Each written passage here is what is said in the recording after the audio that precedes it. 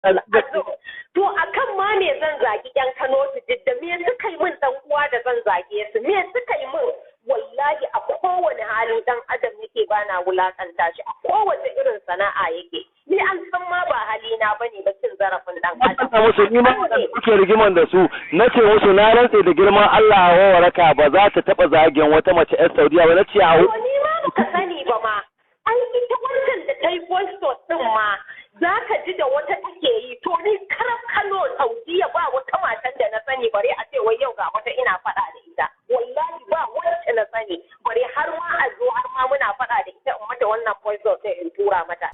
Assalamu alaikum, sunana Usman Sharqin. Dukan mun ji abin da ya faru da Hawa Warka da mutanen Saudiya. Bayan yanzu an gane ba ita bace ta yi magana a cikin Saudiya.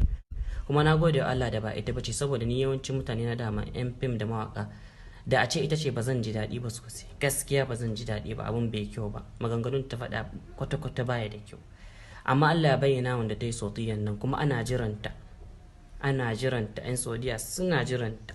Allah sa maka ita kuma wanda ta yi bidiyon ta tura ai bata san ba Hawa Waraka bane da ta san ba ita bace da ba za ta yi ba.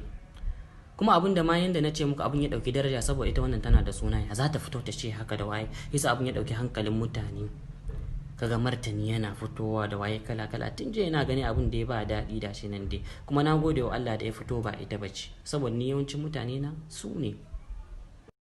yanzu bari in yi da larabci wanda ba su iya Hausa ba su dan ji abin da nake cewa. الله يعلم هي لصوت الصوتية مو هي خايفة من ردود الأفعال ولا شنو ما ندري.